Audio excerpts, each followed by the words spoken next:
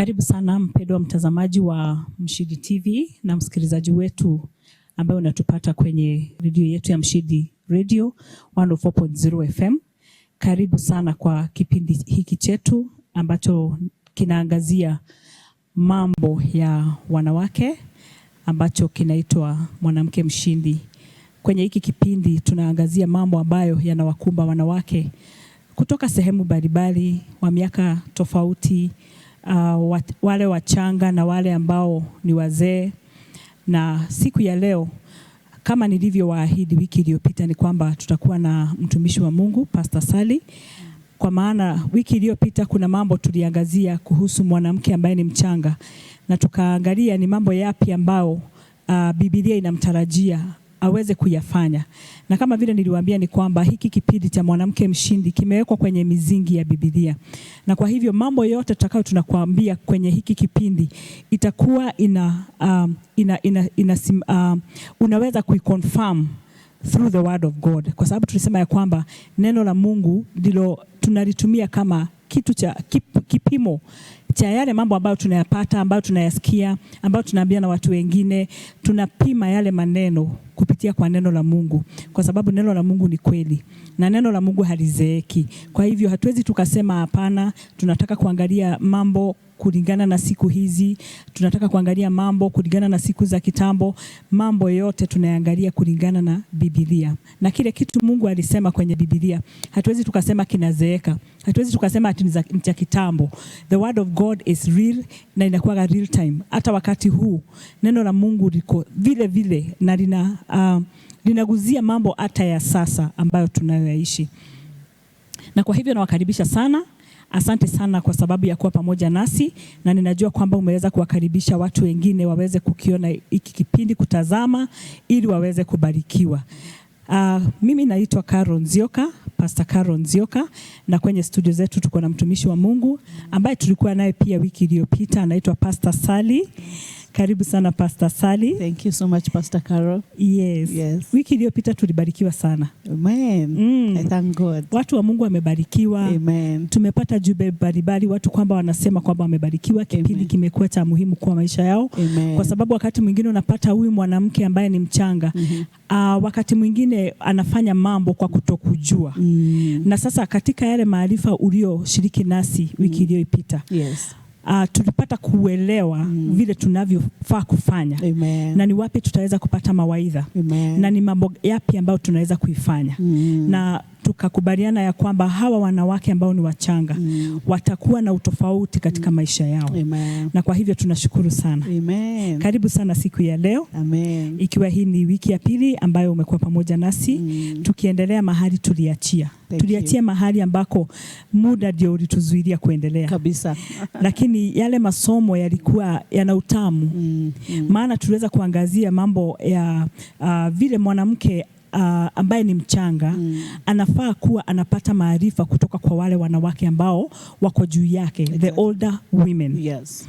Na tukaona ya kwamba jambo la kwanza tunafaa kukubali kupatiwa ile hekima. Tuweze kutiliwa akili na wale ambao wako mbele yetu kabisa. Kwa sababu ni ukweli kwamba kuna vitu nyingi hatujui.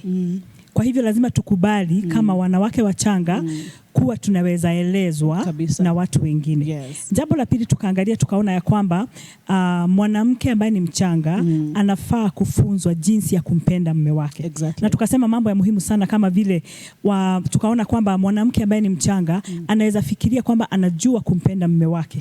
Lakini ukiona tukiambiwa kwamba wanawake, the older women to teach them, it means kuna kitu hawajui kabisa. Na kama vile ulituelezea wakati huo mwingine ni kwamba mara nyingi watu wakiingia kwenye ndoa, unapata mtu ameingia kwenye ndoa akiwa katika ile upendo ambao walipendana nao, ambao uliita romantic love, ambao uliwaweka pamoja, uliwavuta pamoja. Na ukatuambia kwamba tukikaa kwenye ndoa, tukishaingia kwenye ile ndoa, yes, tunafaa kubadilisha. Yes. Ili sasa tuanze kupenda huyu mume mtu apende mume wake with understanding. Right. So that they can move, yes, they can be able to understand the kind of love that will work for them. Yes. Wasikuwe And tu will na last zile long. butterflies zile, Yes. sababu kuna wakati ulisema butterflies huwa zinaisha. Zinapitianga ventilation, zinatafutanga any opportunity to fly away. Hata kama ni kwa ventilation zinatoka. Yes. Unabaki sasa in the real thing now. Wow. Yes. Pia ulitueleza jinsi ya kuweza kupenda watoto wetu. Yes. Ambayo ndivyo maandiko yanatuambia kwamba Yes. wanawake ambao the older women to teach younger women how to love their husband and to love their children. Yes. Wow. Important. Msikilizaji wetu na mtazamaji, kama uliweza kupitwa na huu ujumbe wiki iliyopita, unaweza enda kwenye mitandao yetu, unaweza tutafuta kwenye Mshindi TV, that is on YouTube. Yes. Unaweza pia ukatutafuta kwenye Mshindi Facebook page. Utaweza kupata huu ujumbe ambao mambo ambayo tulizungumzia wiki iliyopita. Amen. Siku ya leo Pastor Sally uko na yapi? Last week tulideal na Titus 2 verse number 4. Yes. Mambo ambayo umesema tuliangazia. Yes. Siku ya leo tuko Titus 2 verse number 5. Wow. Yes. Na kuna mambo kadhaa hapo ambao Paulo alisema wanawake wale ambao wamekomaa wafunze hawa wachanga. Yes. Na akaendelea kusema ya kwamba muwafunze mambo ya kuwa na kiasi katika maisha. Okay. Self control. Yes. Kukuwa na kiasi. And vile tunajua kama Wakristo ni kwamba self control is one of the spirits, fruit of the spirit. Yes. Na mara mingi tukiongea kuhusu self control, watu wengi wafikiria kwamba inahitajika hata kwa nyumba zetu. Tunahitaji hilo tunda la self control. Yes. Kama wanawake.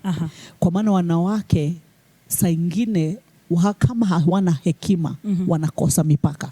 Okay. And especially ningetaka kueleza wanawake wachanga mipaka sana sana ya kusema maneno ambayo ni ya ndoa yako. Kuyatoa nje. Yes. Like what we say in English, washing your dirty linen in the public. That's an area nimeona ya kwamba wanawake wengi hawajui kuchunga. Okay.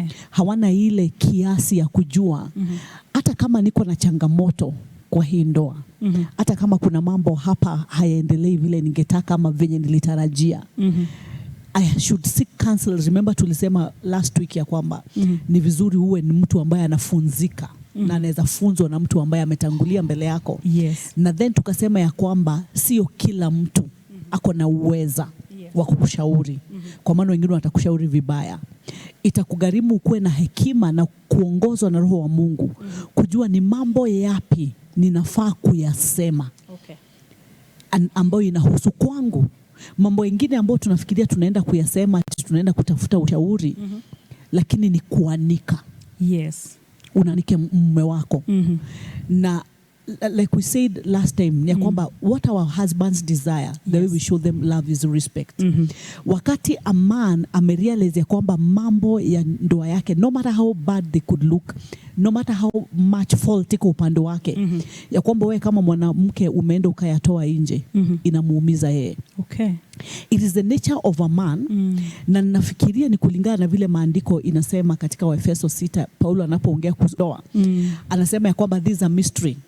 Na anasema ya kwamba analinganisha mwanamume na mwanamke, ndoa anailinganisha kama Kristo na kanisa. Okay. Sababu Kristo hufunika kanisa. Yes. Haifunui. Haiaibishi. Yes. Anajua gharama yake. Anaifunika. Nimeona katika miaka nimekaa kwa huduma ya kwamba wanaume wengi hawapendi kuanikwa. Okay. A majority of men. Yes. Hata kama amefanya makosa hapendi kuanikwa. Ndio huyu mwanamke mchanga ameona kidogo a sign of danger kwa ndoa. Amepigia mamake simu. Amepigia dadake mkubwa. Bwanangu amefanya, bwanangu amesema, bwanangu hafanyi. Amekimbilia mchungaji. Okay. Mbio. Pastor Caro, iligharimu Mungu kunipea hekima nilipoona katika kanisani. Mwanamke woman amekuja ameniambia niko na shida hii na hii kwa ndoa. Namwambia hii issue inataka tuongelele sisi wote. Leta mume wako hapo. Anapoenda kuambia mume wake, pastor alisema tuende tumuone. It takes a lot of courage. Yes. For the man to come. do your statistics. It Yes. takes a lot of courage. Yeah, true. Because a man anaona wakati weakness ya nyumba yake imefichuliwa, ama makosa imefichuliwa, Yes. ama tatizo limefichuliwa, interpretation yake ni ya kwamba anaonekana ni kama yeye ndiye amefail. Yes. And you know the ego of a man. Yes. Hataki kuonekana amefail. So when Paul is saying wafunze kukuwa na self control, another version, amplified version, KJV version inasema teach them to be discreet. That word discreet inasema wafunze kunyamazia maneno. Wasije wakawa kila kitu wanachosikia wanakikimbiza. Yes. Utaona saa ingine wamama wachanga sana, tukianza ndoa mara mingi tunajua tunakaa kwa plot. A majority Yes, percentage yes. mingi ni ya plot, mstari hii na mstari hii. Wameweka stool hapo kwa plot nje. Okay. Wameketi kuanika mabwana zao. Utawaona wameenda kwa salon. Wanapotengenezwa nywele. Wameketi kuanika mabwana zao. Hakuna mipaka. Yes. Na mipaka inakujia hapa, who do I tell? Yes. And who don't I tell? Pengine niulize swali Pastor Yes. Sally, Yes. kufikia hapo kwa sababu unapata wakati mwingine watu wakiingia kwenye ndoa kuna mambo ulitarajia zikue aina fulani lakini ukapata mambo ni tofauti. Yes. Na hautaki kwenda kuzisema. Yes. At what point should you know hapa kuna danger, I need to speak out? Ama mtu anafaa kunyamazia kila kitu? No, mtu hafai kunyamazia. Mtu hafai kunyamazia kila kitu. Mtu anafaa kuyaongea. Yes. Lakini the question is kuyaongea kwa nani? That's where the question is. Yes. Because where unayanika kwa kila mmoja. Marriage matters are secretive matters. Yes. So mahali unaenda kuianika kwa kila mmoja, hapo ndio hekima inakosa na self control inakosa. And at what point do you know ya kwamba sasa hapa hii inafaa isemwe? Yes. Ni wakati unaona ina threaten the marriage. Wakati unaona ya kwamba mahali imefika sasa ni kana kwamba hii ndoa inataka kuthreateniwa to cause a separation. Yes. Or to cause a divorce. Inabidi you speak out. Or to threaten but life. To who? Or to threaten life. But to who? Yes. And then what is the process? Because you know most of the mistakes we make, Pastor Caro, and it's a mistake and people think it's not a mistake. Ni kuenda kutafuta mashauri kwa wazazi. Biological parents. Yes. Hata wewe Pastor Caro, siku ile vijana wako wataoa. Na mabibi zako wakuje kukuambia fulani ako hivi. Utakataa. Utasema nimemlea miaka yote. Hiyo tabia ni watu hawezi. Utatake side useme hawezi. Yes. Hata sikumfunza hivyo. Hiyo ameokota wapi? Naye mama ya msichana atakuwa akisupport nani? Msichana wake. So I think the worst place to go and seek counsel is from your biological parents. Because they'll take sides. Exactly. So there are other avenues, probably kwa mchungaji, probably kwa Christian counselors, or kwa wale waliwasimamia ndoa. Yes. You should take, you know, some necessary steps kujaribu kusalvage ile ndoa. Na unaona Pastor Sally, wakati mwingine unapata watu wamewana na vitu ambazo ni dogodogo, kama nizita vitu dogo as much as zinaweza kuwa challenging. Kama mmekosa house rent, unasikia hapana, wacha nikaishi kwa mama yangu kidogo mpaka upate pesa ya kulipa nyumba. Ama mmekosa chakula, unasikia hapana, mimi siwezi nikakaa huku bila chakula, wacha nirudi kwetu kidogo. Si kwamba nimekuacha, lakini na pengine sana sana kama kuna mahali mtu anaweza rudi kwa dakika moja tu pengine, kwa sababu tuko na mothers ambao they also encourage that. They also encourage that. Now, when these children come to you, what are you supposed to do as a mother? You have to train them. Remember, older women train younger women. Yes. And we were coming to that, should be the last one, to be subject to their husbands. Yes.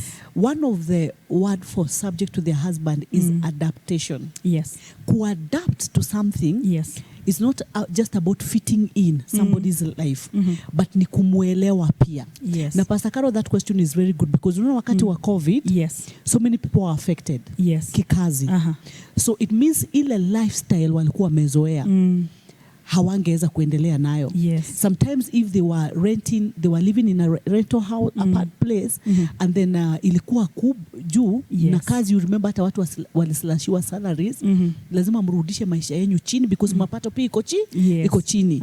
And let me tell you, Pastor, as a woman, you have a lot of role to play. Yes. To make sure that, you know, you are supporting your husband and understanding even the situation. If money is not enough as it used to be, yes, you have to fit in, yes, adapt to that right now. Yes. And even when you're talking about self-control, we come back to there again. Be able to know kwamba mapato ambao tuko nao saa hii sio ile tulikuwa nao miaka 2 imepita. And so even in my finances, yes, I have to show self-control. Yes. Kama nilikuwa nimezoea kila mwezi nanunua nguo, naendanga salon after 2 weeks, I begin to cut on my expenditures. Because what is coming in, that's self-control. What is coming in ni kidogo. And you're also trying to adapt to the life right now. Because, you know, life is in phases. Yes. And it is also in seasons. Yes. And sometimes you can have plenty. And sometimes not have plenty. Yes. That's how it goes in life. Wow. So if you don't know that as a younger woman, unaweza kuwa ulikuwa umezoea mingi wakati fulani, then like something like COVID comes in. Yes. And then sasa pamekuwa na kuslashua ya pesa. You have to adapt if you are serious. Yes. If you're serious with getting married, you have to adapt to such a situation. Yes. And exhibit self-control. Ujue kwamba sasa pesa yenye tuko nayo tutaitumia namna gani, kwa sababu sio ile tulikuwa nayo siku ya zamani. Those parents who encourage their children to go back home, I wouldn't say they are wise. Yes. They are unwise. And as I said from the very beginning, kama hukufunza mtoto wako kuvumilia hali ngumu, kuambiwa hakuna, kuambiwa hii ndio tuko nayo sasa, we work with this. Akiingia kwa ndoa, hata she will not buy that from the husband. So vitu mingi, ugonjwa mingi, Pastor Caro, tunaona katika ndoa ilianza katika malezi. Wow. Self-control. Yes. Unajua saa zingine huwa naona watoto wengine wanapata mtoto, tuseme kama ni kijana, amelelewa katika maisha ambayo pengine haikuwa ya juu sana. Nikisema maisha ya juu ni kwamba kuna vitu ambazo pengine zingine za muhimu sana hawakuweza kupata. Na kuna mtu hapa ambaye ni mke wake ambaye amekuja akiwa ametoka kwa jamii ambayo hawakuwa na ile shida sana, kwamba waliweza kupata zile vitu ambazo ni basics na maybe saa zingine kupitiliza. So unapata hawa watu wakikuja pamoja kwa doa, kuna kuwa na shida. Kwa hiyo area self-control. I'm looking at that area you have just mentioned about you know, having self-control about finances. Yes. Na nikaona saa zingine unapata mwanamke anaweza kuletea mume wake shida sana katika yale maisha ya kwanza kwa sababu anasikia mimi kwetu nikihitaji kitu fulani sikuwa nakosa, na vitu zingine they're just basic. Lakini huyu mume wako amezoea kustruggle, anajua kwamba nikipata chakula kwa meza ni muujiza. Tunaporudi baada ya break, ninataka utupatie the second point. Lakini tunapo eda break, mtazamaji wetu na msikilizaji wetu, nataka utafakari haya mambo ambayo Pastor Sari anatuambia, kwa sababu self control ni kitu cha muhimu sana katika maisha. Ametueleza lazima tukue na unajua sasa hata pale katika self control pande hata ya pesa na vile mtaishi na mume wako, pia huwa inatumika kuonyesha upendo. When we are talking about loving your husband, inaonyesha kwamba unamuelewa, unampenda with understanding. Good. Kama vile umesema kwamba wakati mwingine just get in, usaidie mahali unaweza. Ambayo ni kitu siku hizi Pastor Sally imekuwa si rahisi sana. Kwa sababu wanawake wamefunzwa wakaambiwa hapana, ukiingia kwa doa unafaa uende mwanamume akupatie kila kitu, kama hayuko tayari kukupatia hayuko tayari kuoa. It's an error. It's a lie. We will look at that after the break. Thank you so much for tuning in. May God bless you. Keep watching. Endelea kusikiza kwenye mitandao yetu yote na Mungu atawabariki. Kama uko na swali, kuna jambo ungetaka kutuambia, unaweza zungumza nasi kupitia kwa nambari ya 0707 512251. 0707 512251. God bless you. We'll be back after the break. Amen. Would you love to join us for our services? We invite you for the gathering of saints every Sunday, beginning from 8 to 9 a.m. in our intercessory hour, 9 to 10 a.m. for praise and worship session, 10 to 11 a.m. for the release of the prophetic word, and a time of ministration from 11 to 12 noon. Our weekly programs are powerful. Every Thursday, we gather from 6 to 8 p.m. for the enlightenment service, and on Friday, a time of soaking in the presence of God in our worship experience and kesha. Mshindi TV, ombi lako limesikika.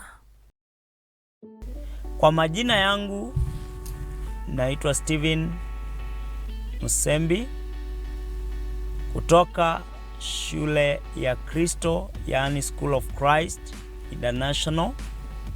Nawakaribisha katika kongamano la kila mwaka huu wa 2022 ambao utafanyika kuanzia tarehe 19 hadi 23 April katika kanisa la Realm of Faith Church, Kawa West, along the bypass. Mkutano huu utaongozwa na mwenyeji Pastor Joseph Moiruri, ndiye director wa School of Christ, Apostle Karidhi ambaye ndiye chairman wa School of Christ Committee, Pastor Patrick Mushai kutoka USA, Bishop Ruben Kule, Cardinal Caleb Onyango na wengine wengi. Kujiandikisha ni shilingi 500. Unaweza kujiandikisha kupitia nambari ya simu 0721948462. Nyote mwakaribishwa. Alright, tunashukuru sana watazamaji wetu.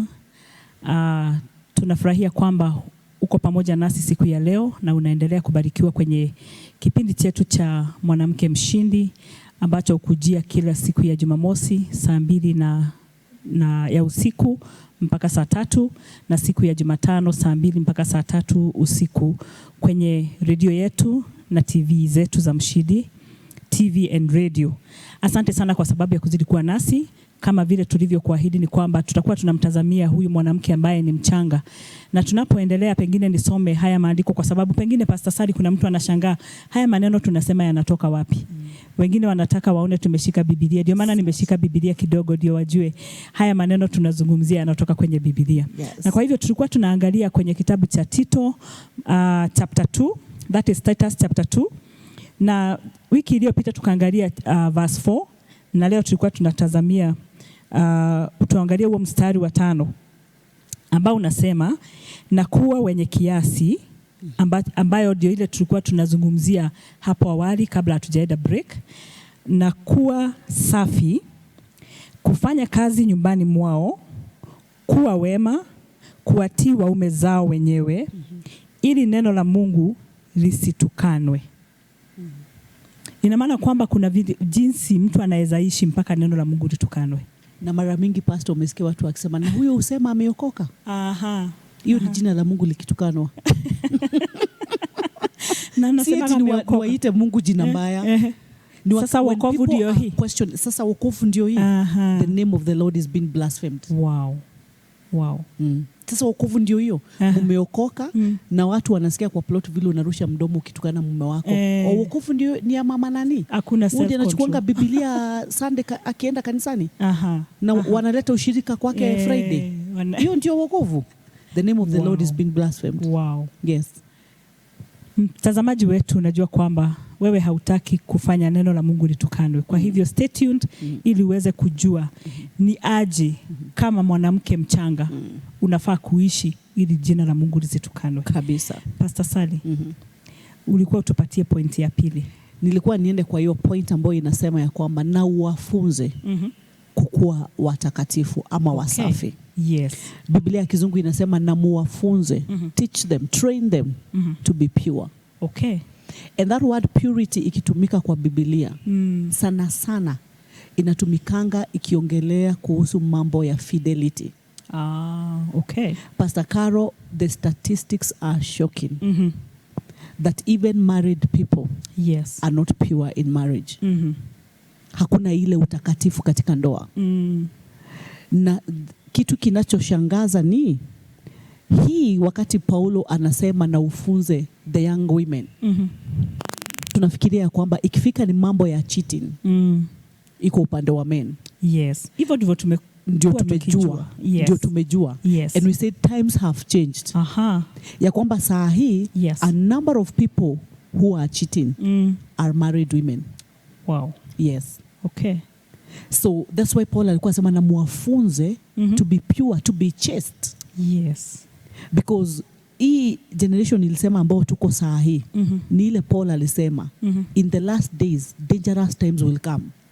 So tunakaa katika zile siku za dangerous times. Yes. And there's a lot of exposure ambayo inatuma watu waingie kwa majaribu. Na wanapoingia kwa ile majaribu wanajipata ya kwamba wana feel I'm not getting enough as far as marriage is concerned, love is concerned, kwa hii ndoa, sex is concerned. Yes. Anafikiria ndiye akatafuta. Na mara mingi you will see also those hizi simu tuko nazo Pastor Caro. Yes. Zitatumika kutoa ushuhuda binguni. Yes. Hizi simu. Yes. Zitasema maneno. Because it is through these same phones that people are flirting. Wow. They flirt and delete. Who will know? No one. That is not purity. And that's why even younger women should be encouraged to be busy. Yes. Because wakati unakaa kwa nyumba kuwa idle from morning to evening. Umeenda through Niger movies zote. Umeenda telemudo zote umemaliza. Yes. Unaanza saa kuchat na watu. Yes. Anytime you are chatting with a man, Pastor Caro, yes. Na a man begins to call you dear. Dear what? But we should ask ourselves, where is this heading to? Where is this conversation heading to? Ataanza kuita dear, anza kukuita sweet. Unaangalia inaelekea wapi hii? You're already flirting. Yes. And in flirting, what are you doing? You're not living in purity. Unajua kuna mtu ataangalia aone kwamba yako strong sana. Hawezi akaigia box. But you know, from what you're saying, I'm getting it kwamba when you're talking about being pure, it involves such a moments as that ya kuwa kwamba you're taking your time to even chat with people. Yes. And in an ungodly manner. Chatting is not wrong, but in an ungodly manner. In an ungodly manner that will entice. Yes. And land you to temptations. Yes. And let me tell you, every one of us is wise. Yes. You will know when a conversation is getting out of hand. Yes. We are wise. Yes. You will know when you are crossing some boundaries. Yes. Especially when you're dealing with the opposite sex. You have to know, sasa nimeanza kupita mipaka. Yes. And you know, hizo conversations the end as fast before they even move on. Yes. There's something in the WhatsApp that says block. There's a reason why wameweka hapo. To block unnecessary people. Yes. And unnecessary things. Yes. Use it. Yes. And you see, Pastor Sally, when we are looking at these young women, I also feel that it also includes young women who are not married. Yes. And I'm looking at some times when you're looking for a job. Yes. And you're so desperate for this job. Yes. And now you get to an office and somebody tells you have to sleep with me so that you can get this job. Some people have really messed up with their destinies because of such moments. Yes. And some of them did not even get the job. Yes. Some got the job and they were there for only 1 month and they were fired. Because Pastor Caro, if you get a job through sex, yes, you have to maintain it through the same way. Okay. Yes. For you to sustain it. You sustain it. Like we know the principles of the kingdom. If we got a breakthrough through prayer, yes, we sustain it through prayer. Yes. If we got it through a sacrifice, we sustain it through sacrifices. Yes. If we got it through service in church, Yes. we sustain the same through still serving in church. If you got it through your body, Yes. you sustain it through your body. Uh-huh. For you to stay in that job, Yes. you'll have to give your body every now and then. For you to ever get a promotion in that job, you'll have to always give your body time and again. Yes. And what people should understand is when it comes to sexual intercourse, it's not just about physical connection. Yes. It's more of spiritual connection. Yes. And that's where it comes to destiny matters. That you give yourself to somebody in Yes. sexual matters, and then becomes the end of your destiny. Wow.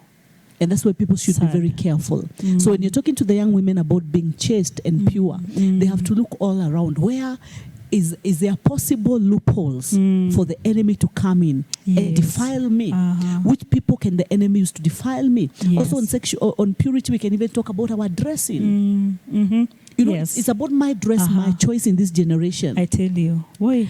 But there is a way you dress and you lure. Pastor Sally, I don't know when now we get to the side of dressing. I Yes. don't even know where we can start. I tell you. Because nowadays it's like now we have even dressing in some funny kind of outfits and clothes. It's really not something. We have started going naked now. Sadly enough. It was so bad sometimes back where you'd look at somebody na uone kwamba huyu mtu hayuko decent, vile amevaa hajavaa vizuri. Lakini sasa siku hizi sasa si mambo na kuvaa vizuri, ni mtu anaenda uchi. And now the problem is even here. And you remember we are talking about a home setup also. Yes. There are some things, Pastor Carol, because of how your mother trained you. Years back after you've left her house, Yes. you still keep them. It's true. Because you know this was the manners I was taught. Yes. The other day I was going for a mission, and I just got at the section, the junction in the morning, and saw 3 girls who were actually walking near naked. Wow.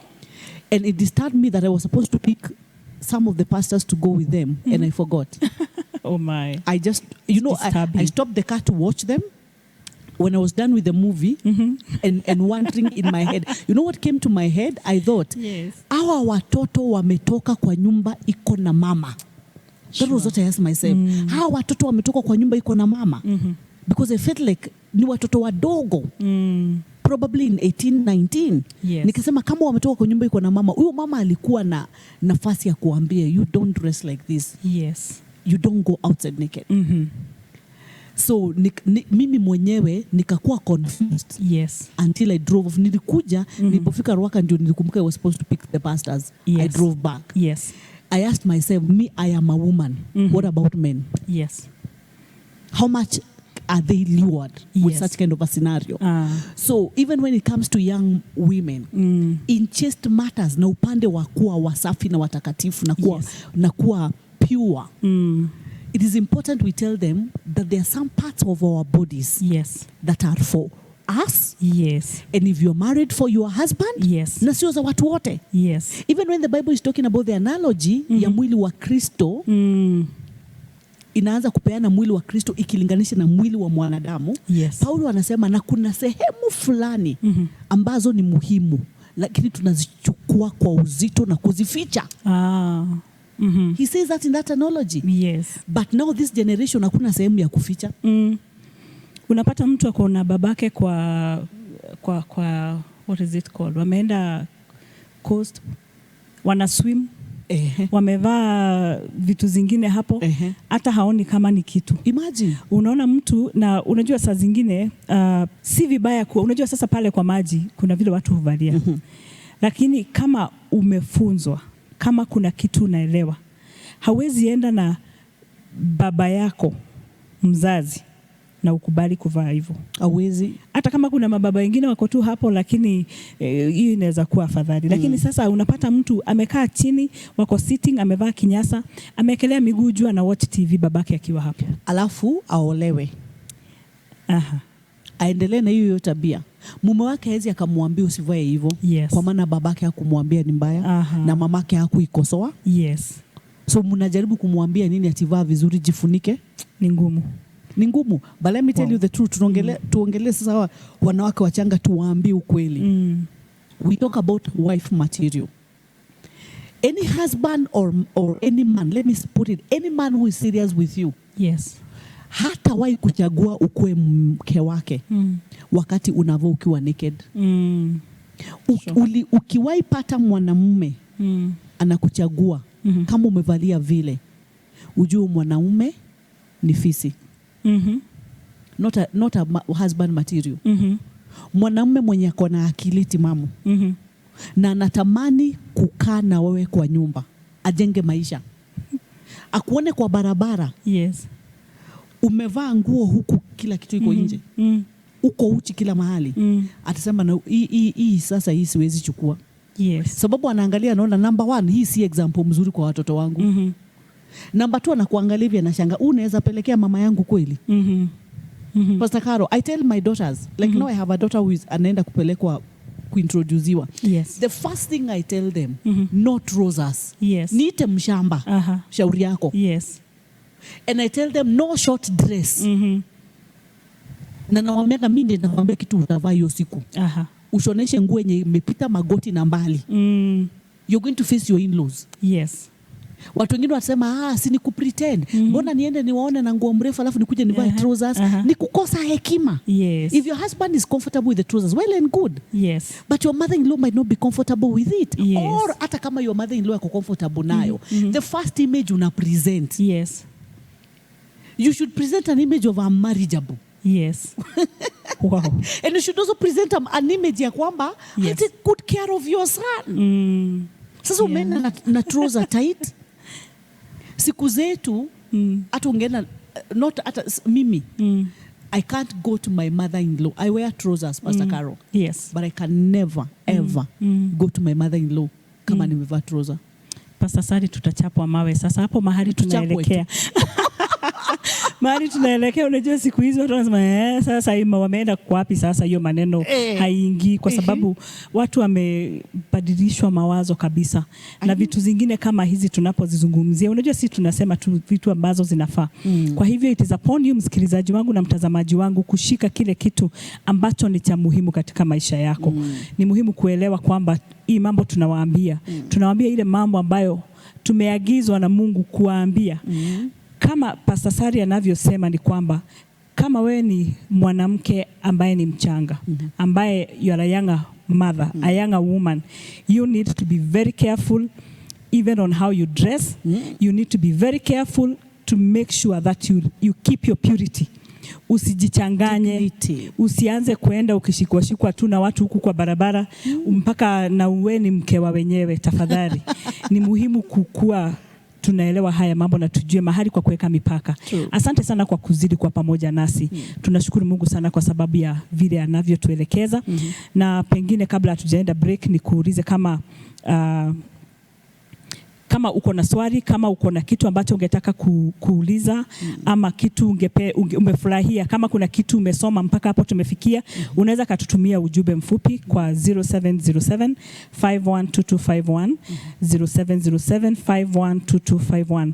Unaweza kututumia ujumbe mfupi ili tuweze kuzungumziana na wewe, tuweze kujua kama hiki kipindi cha Mwanamke Mshindi ni cha baraka kwako na Mungu atazidi kuwabariki. Pengine kuna kitu unang'ang'ana nacho, unasikia kwamba hatujaweza kukiguzia vizuri vile ungependa, unaweza uliza swali kupitia kwa hiyo namba, unaweza tutumia WhatsApp message ama ujumbe tu wa kawaida na tutaweza kukujibu na Bwana atawabariki.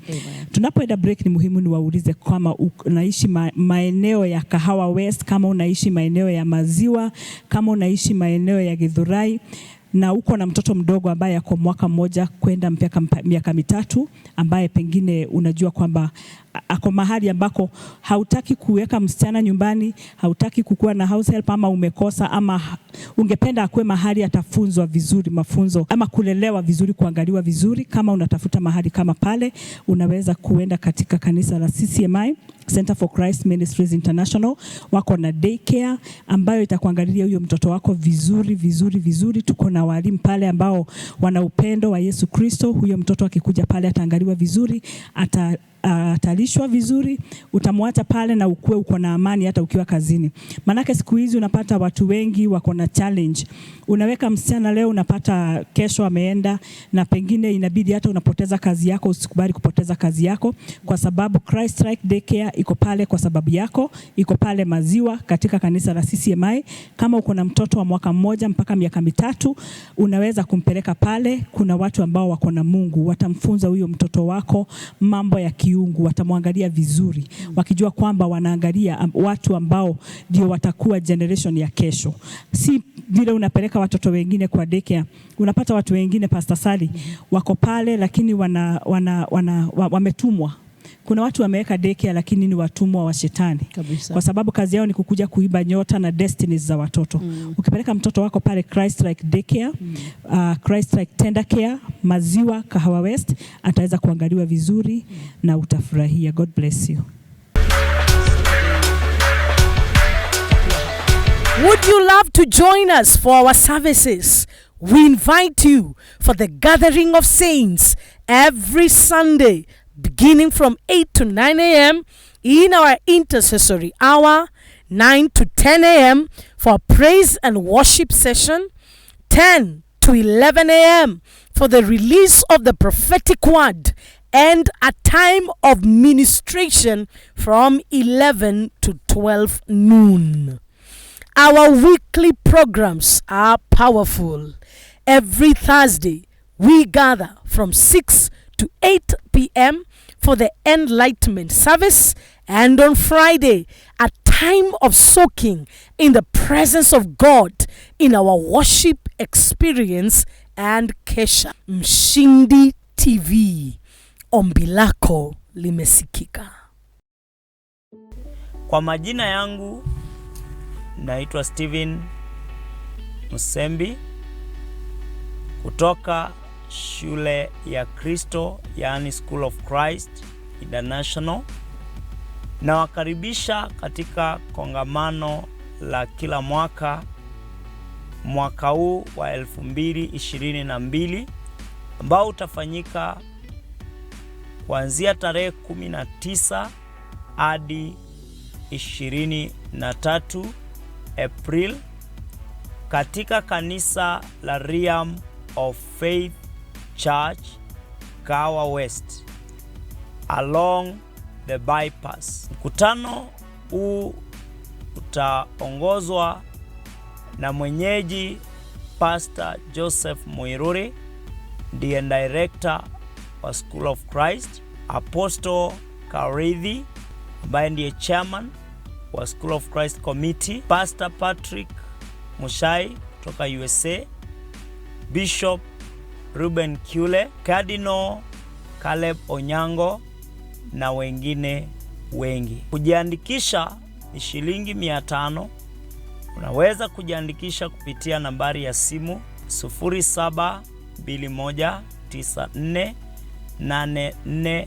0721948462. Nyote mwakaribishwa. Karibu tena msikilizaji wetu na mtazamaji wetu wa Mshindi TV and Radio kwenye kipindi cha Mwanamke Mshindi, ambaye tulisema kwamba tutakuwa tunaangazia leo mambo ambayo yanamkumba ambayo yanaangalia sana kuhusu mwanamke ambaye ni mchanga.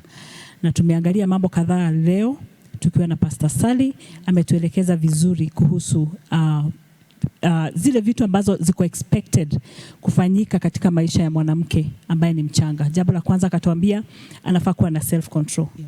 Ya pili tukasema lazima aamue kukaa akiwa mtakatifu. Exactly. Na tukasema ya kwamba lazima tukue careful, kwa sababu vitu za kutudefile ni mingi.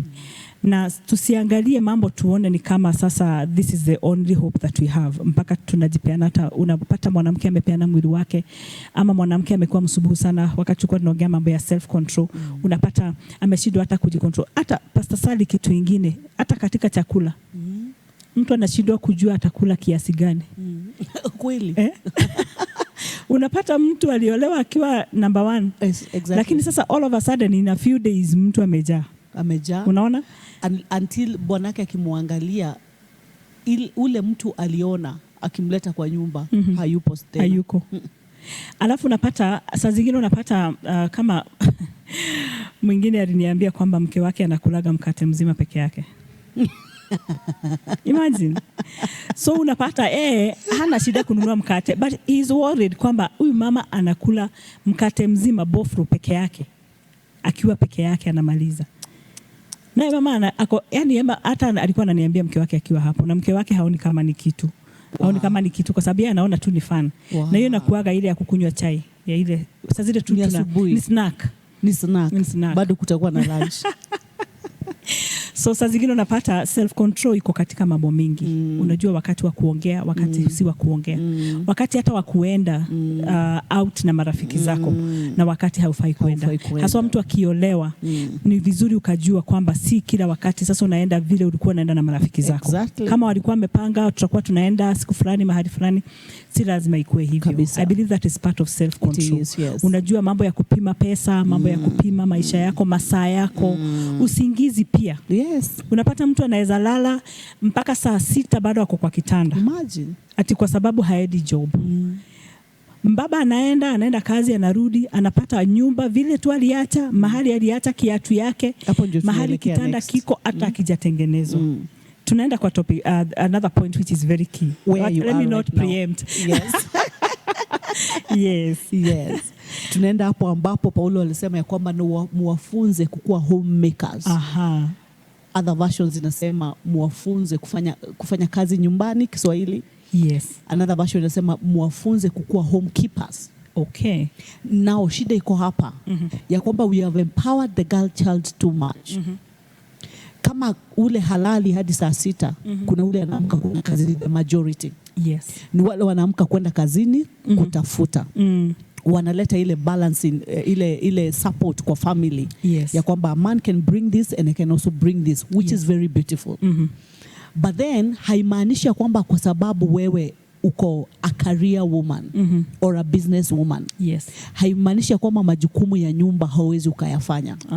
Na tena haimaanishi kwamba majukumu ya nyumba ukayawaachia yote mfanyikazi. Because kuna option. Yes. Kama wewe uko ni business woman na career woman, kuna option ya kuajiri. Use your money to make sure that your home is kept well. Yes. Because your house, men give us a house. They can either build your house, yes, or they can pay for the rent of that house. Yes. Lakini ni jukumu ya mwanaume to translate that house from just a house, yes, to a home. Okay. Now a home is the attraction. It's where people feel when your husband ako huko nje, ama watoto wako wako huko nje shule, your husband ako kazini, he's looking forward to kukuja nyumbani jioni. Yes. A place where there is order, a place where there is cleanliness, yes, and a place where there is comfort. And that is the work of a woman, yes, to ensure ya kwamba hiyo nyumba iko na order. Yes. Bwanako hafai kuwa anauliza vest zangu ziko wapi? Na wewe pia unamwambia hata mimi sijui. Okay. Yes. Belt yangu iko wapi? Hata mimi sina idea. Si wewe uliitoa jana. Si belt no ulijitolea, uliweka? A woman anafanya kwamba men atatoa belt yake mahali inafaa. God knows the truth. Atatoa irushe chini. Atatoa socks azirushe chini. The next time anauza zile socks zangu za grey. Usimwambie ulitupa wapi? It is your work to bring order. Yes. Alizitupa kwenye alizitupa. Kama aliziwacha nje, kama aliziwacha, it is your work to go pick them, ensure they are clean, place them mahali penye anajua, akizitaka atazipata. Yes. And when I'm talking about order and also cleanliness, si kana kwamba mume wako ametoa manguo fulani alitoka nazo kazini Monday, yes, anazihitaji Friday, unamwambia na hata hazijaioshwa. Hata nimesoka. Hata nimesoka whole week. Ama sijapata nafasi ya kuosha. Wow. Na nazihitaji Friday tena azivae. Ile koti yangu bado ijaoshwa. It is your duty as a woman to have the schedules how you know. Yes. You ensure there is cleanliness for your children and also for your husband and for yourself. Wow. For yourself. Hapo sana Pastor Sally. Yes. Because kuna wanawake wengine wana emit kaharufu. And you tell Venata mtu anunue ka roll-on, kaspray kadogo. Ndio at least anukie kitu iko hai. Wanakataa, wanasema unawaonea. Pastor Sadi, hapo kwa usafi sana sana wa mwili.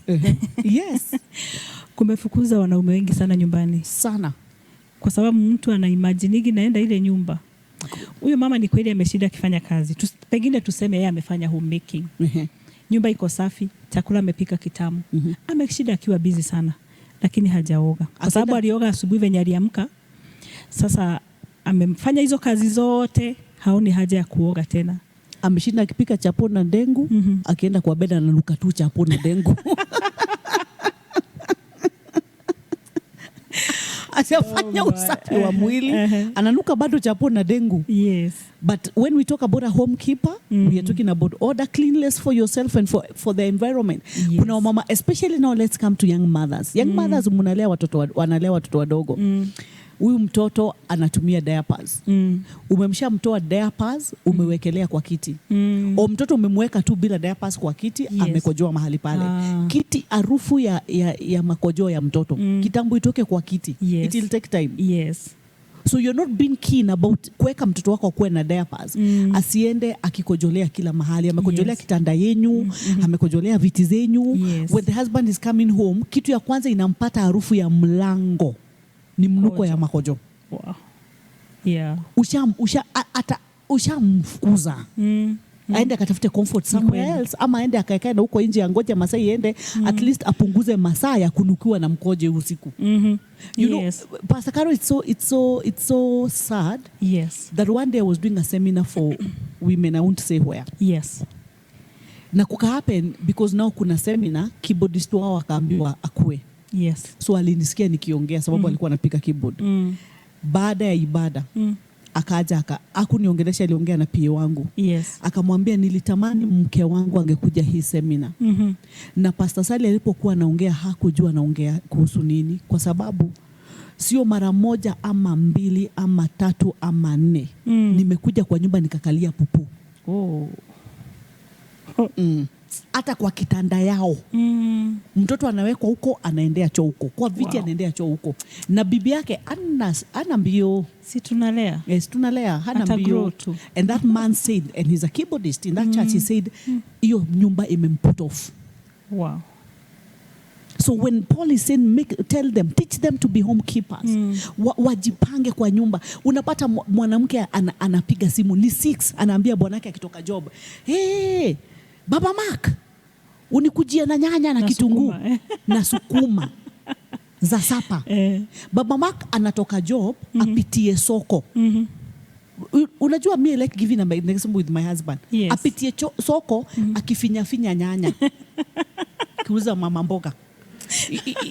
Na hii jaiva vizuri Baba Mark. I want you to imagine Apostle Fred.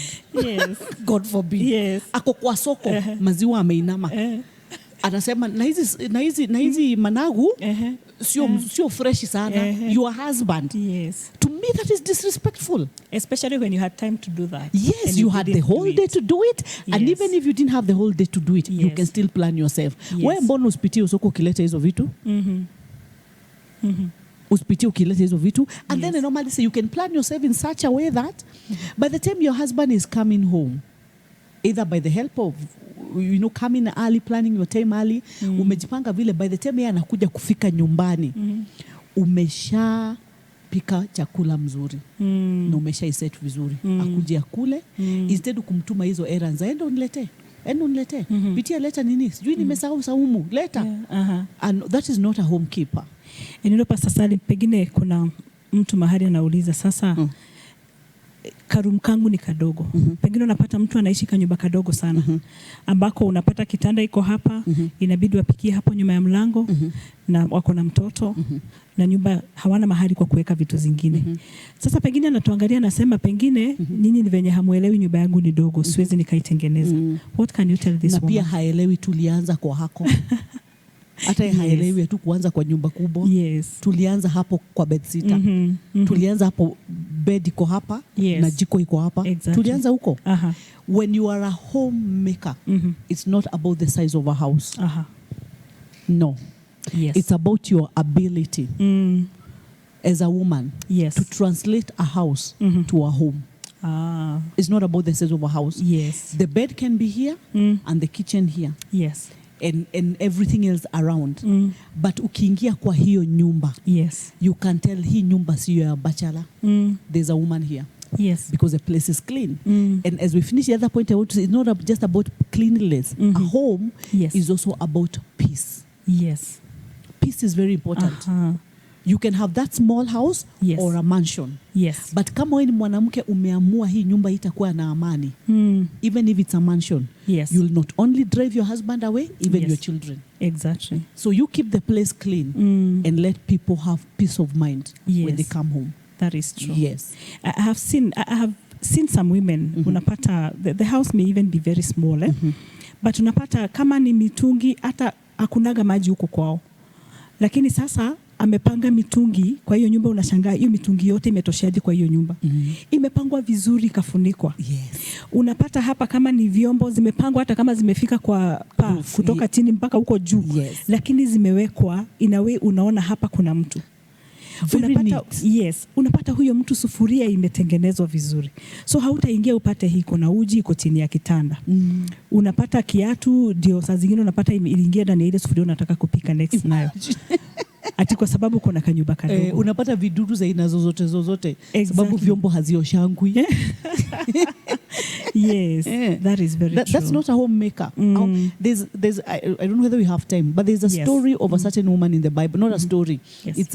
It's in Proverbs, Yes. describing a certain woman who is an immoral woman. Na hapo ndio hawa wanawake wanashindianga wanawake wenye wameolewa kwa boma. Because you see the story of that woman, Proverbs chapter number 7. Anapoenda kwa pale kwa square kutafuta a man, the first thing anamdescribea ni vile nyumba iko. Anamwambia kuja kwangu. Nimeweka kitanda yangu mashuka, you know the sheets. Anamdescribea kwanza, anamwambia kwanza sheets zake ajanunua Gikomba. Anasema nimezitoa Egypt. Wow. Zimekuja na ndege. Yes. Zimekuja na meli. Anaeleza huyo that young man, anamweleza hadi yule man anapata ile image.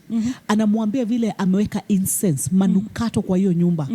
I tell you, that woman is lured. Man is lured. Wow. Yes. Anaenda hata kujionea, katika kujionea ameingia kwa mtego. Kweli. Yes, so even our husbands, they want to come back to a very nice home. Yes. Very smart. Yes. Very clean. Yes. Very orderly. Yes. And then give them peace in that house. Yes. Period. Wow. They need to come to a very orderly home and a home where there is peace. Yes. And you know, sometimes I say, pengine unaona umefanya vitu nyingi, you have tried your best, lakini bado huyu mtu ameenda. If you have done your best, you have nothing to blame yourself about. True. Because honestly, you cannot control a man. Hawezi sema ati sasa nitamweza kabisa. No. Kuna ile part ya Mungu ambaye unaomba tu Mungu ashikilie yeye. Lakini wewe uhakikishe kwamba hata kama kuna kitu kitaendelea kwa boma yako ambacho haukutarajia kifanyike, you have done your best. Let it happen when you have done your part and you have done it at your best. Yes. For those people ambao unapata pengine uko na msichana ambaye umeajiri nyumbani, wengine wamezoea wanaachia msichana kila kitu, hajuagi kunaendaga aje, na vitu zikiisha nyumbani msichana na biaga baba kwamba hakuna kitu fulani. Unapata watu wamekaa, mama hata hajuagi kama mafuta iliishaga. Hawezi jua kama sabuni iliisha, kwa sababu hata zikiisha msichana anabiaga baba. Imagine. Alafu anaambianga, panakuwa na collaboration ya msichana kuambianga baba vitu zimeisha. Which is very wrong. And that's one of the things I teach my girls wakuja kwangu. I tell them hii nyumba ni ya mama. Yes. Anything yenye inaisha, let me know. If I do not know, let me know. But nisikupate tumesimamisha. Kwanza namwambia mume wangu sio mume pekee, ni askofu. Yes. Umemsimamisha kumwambia kitunguu hakuna, ni askofu. Namwambia it's not good. Usimpatie responsibility za nyanya, ako na responsibility ya kama kanisa. Yes. Yes. Usimpe ya nyanya. Then the other thing I normally tell them ni ya kwamba it is not good habit. Yes. Atakuwa ya kwamba ati wanaambianga baba vitu haziko. Yes. Now I tell young women the measuring rod or line ya kujua umelose nyumba yako Ni wakati umepatia house girl off. Unaanza kumpigia simu kumuuliza mwiko iko wapi? Hapo ndio unajulia. Siku ile utaanza kuuliza house girl mwiko iko wapi? Mbona sioni kichungi? Mbona sijui sioni nini? Ujue you lost control over the home. It's no longer yours. Wow. It's not yours. Yes. And many women become so disoriented. House helps wao wakienda leave. Hakuna kitu wanajua inakuanga wapi. Walishapoteza boma. Wow. And then others make a mistake. They leave everything. There's some very important things like inner garments. Yes. That should not be washed by your house help. Yes. No. There's some things that they are your personal duties. Yes. When do unafaa kujioshea. Yes. Yes. So you don't just let everything. They even allow wengine wale wako na room like 2 or 3. Wana allow hadi house helps kwa nyumba zao. Kwa bedroom yao. And the first instruction you should give a house help. Kwa sababu wamekuja kukusaidia majukumu yako kwa sababu maybe uko busy. Uko kwa business ama uko. It's good, it's allowed. Proverbs 31 inasema ya kwamba na anaambia servants asubuhi anawagawia kazi. So Proverbs 31 allows ya kwamba akienda kufanya kazi huyu mwanamke anakubali ya kwamba wafanyikazi wengine anawadelegatea duties. But then there should also be boundaries and limit. Unawadelegatea duties gani na pia wapi wanaenda na room gani wanaingia na wasipoingia. Ati mume wako wanapitana na house girl kwa mlango. House girl akitoka mume akiingia kwa mlango ya bedroom. Wanapitana. Huyu akiingia na huyu akitoka. That is wrong. It's wrong. The first thing you should tell a house girl is unaona ile room. I make it like a joke. I tell them ile room hata usiwahi angalia, macho yako isiwahi kuwa tempted kuangalia that direction. I tell them that. Every other room umeruhusiwa, but ile usiwahi angalia hiyo direction. It has nothing that concerns you. Wow, powerful. Masaa yetu imeisha, Pastor Sally. I can imagine. Nasikia kwamba kuna mambo mengi sana ambayo tungependa kuyazungumzia kwa sababu tunapoangalia haya mambo moja kwa moja tunaona kuna vitu mingi sana ambazo tunafaa kuwakumbusha wanawake ambao ni wachanga. Wengine ni kusahau, wamesahau. Walisikia. Wengine waka ignore. Wengine wanafaa kurudiliwa tena ili waweze kushika. Na kwa hivyo haya mambo ni mengi sana na ninaona muda kabisa umetupa kisogo, hatuwezi tukaendelea kutoka hapo, itabidi tu tuweke kikomo. Lakini naamini kwamba mtazamaji wetu umeweza kubarikiwa. Kuna mambo ya muhimu sana ambayo umeweza kupata kutoka kwa hiki kipindi chetu cha Mwanamke Mshindi. Na mawaidha ambayo tumepatiwa na Pastor Sally siku ya leo umeweza kuyapata vizuri. Kama ungependa kupata mawaidha zaidi kuhusu mambo ambayo tulikuwa tunazungumzia, ama kama uko na swali na kuna kitu ungetaka kuweza kuelezwa, unaweza ukatutumia ujumbe mfupi kwa WhatsApp ama message, ukaweza kutuuliza ile swali ama ukaweza kutuambia kile kitu ambacho ungependa pengine tuweze kukizungumzia wakati huu mwingine. Unaweza kutuzungumzia kupitia kwa nambari ya 0707 512251 0707 512251. Hiyo ndio nambari ya simu ambayo iko hapo kwenye runinga, kwenye television yako. Unaweza ukazungumza nasi na tutazidi kukusaidia mahali Mungu atatusaidia. Tuko hapa kwa sababu yako ili tuweze kukusaidia wewe mwanamke ambaye una mahitaji mengi kama watu wale wengine. Lakini Mungu ametayarisha hiki kipindi ili tuweze kukuletea watu ambao wataweza kutuambia mambo ambayo ni ya muhimu na ya kusaidia katika haya maisha. Kwa sababu mtu hawezi peke yake, lakini Mungu anafungua milango. Tunapata watu kama Pastor Sally, watumishi wa Mungu ambao wanaweza wakashare nasi the wisdom of God, na tunashukuru sana sana. Pastor Sally, tunapoweka kikomo kwenye kipindi chetu siku ya leo, sijui una yapi ya kusema ya mwisho kwenye mtazamaji wetu na msikilizaji wetu? Na pia ukimalizia unaweza katupatia nambari yako ya simu. Amen. I think what I can tell the listeners and the viewers is that sometimes we learn and we learn things wrongly. Na Mungu anatupatia opportunity ya ku-unlearn. Vitu zingine tunafikiria kwamba inafaa kukua hivyo na haifai. Na saa ingine vile umesema tunaweza kuwa tulijua lakini tukalegeza. Yes. Tukawa very busy tukifanya mambo mengine. Tukasahau yale mambo tukalegeza. There's always a second chance and another opportunity ya kuanza kutenda na kufanya yale mambo. Yes.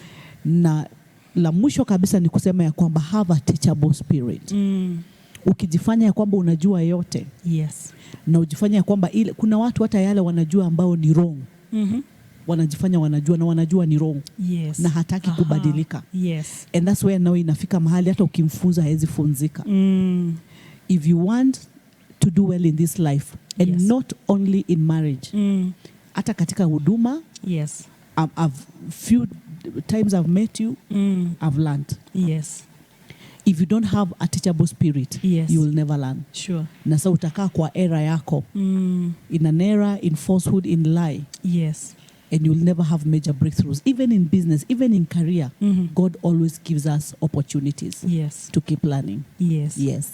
Wow, God will always give us an opportunity to learn. Yes. So it's your challenge uweze kugrab ile opportunity. Mungu akileta opportunity unaweza kuigrab. Na njia moja ya kugrab opportunity kama mwanamke mshindi, hakikisha kwamba kila siku ya Jumamosi saa 2 mpaka saa 3 you may tune in kwa TV ya radio zetu 104.0 FM.